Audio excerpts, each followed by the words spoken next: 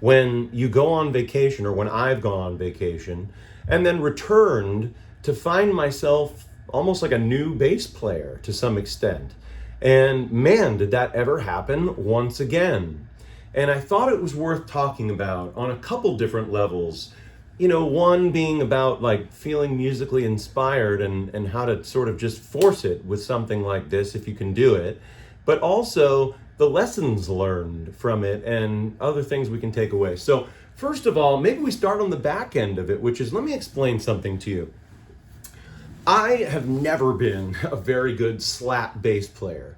If someone asked me to, I could do it, right? But I've never been the guy who does Marcus Miller. Now, I have a touch with my thumb that isn't bad, but even when I look at like an Ian Martin Allison or one of those people, I'm like, wow, they've really worked on it way more than I ever did in my career. Well, what I've been finding since I got back from Vancouver is that I'm tending to want to play like all my parts with my thumb. And that's weird. And what else I'm finding is that they're coming off really clean, and suddenly I'm sort of approaching slap bass differently, and I feel like a slap bass player all of a sudden in the making. And with a little bit more hard work and maybe working with a metronome, Jeff Berlin, just joking, this may be something I can sort of transition into.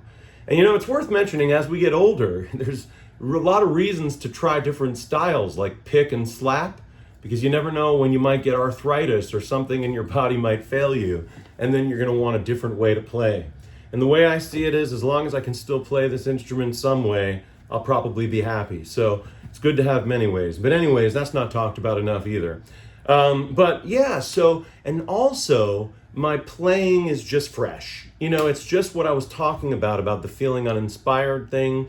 It's fresh and it's different. I'm taking risks. I'm not afraid. I know where the octave is. I'll jump up there. If I miss it by a half step, I'll adjust or I'll make it work musically. Things that I'm usually afraid to do like that. And guess what's happening? I'm landing on the octave and then doing something new and interesting. It's like a child learning how to speak and finally taking the risk and saying, Mom, it's because I'm feeling rambunctious or something. And then they say, oh my God, I said the word. So you have to do that on your instrument. And a fresh brain, a fresh soul from a vacation, doesn't even have to be a good one, but it certainly helps if it was.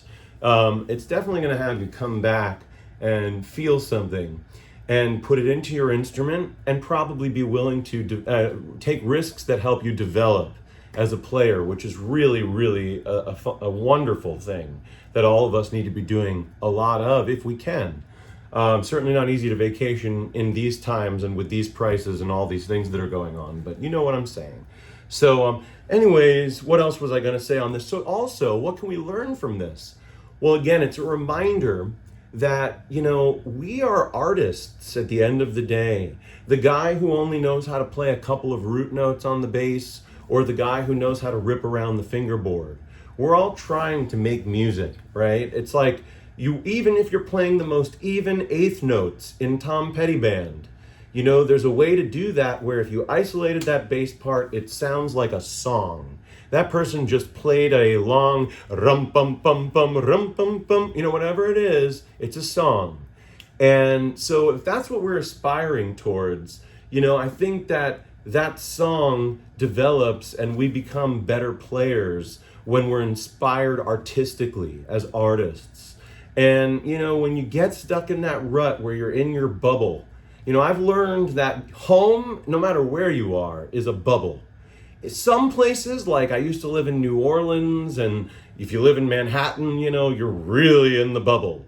I imagine that even the middle of nowhere in Montana or something is its own bubble.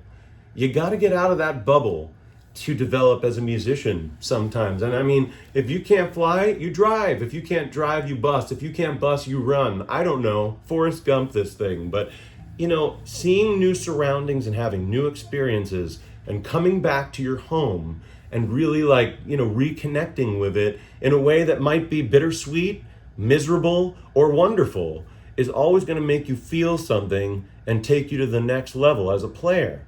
And these are lessons that guys who give lessons online aren't talking about, but I just noticed it so many times now that I felt it necessary to mention it. So who's to see whether I'm going to become a slap bass player? I mean, the other issue is, how do you hold on to this energy, right? Because at some point you're right back in the bubble. And then it's easy to say, well, I'm not really a slap bass player, so what was I thinking? But no, I think you try to run with that energy. You try to remember what it felt like. And even if you can't tap into the feeling, you still remember that it existed and that you felt a way where you were slapping like a beast. So you can do it. You just got to get it to come out. You know what I'm saying? And so I think I'm going to work really hard on that and try to put some time into really developing my thumb a little bit more now. So again, it doesn't even just inspire you in the way that you play and it just pours out. It inspires you to do new practice methods and to go down new avenues with your playing. Man, vacations, they really are magic for the soul.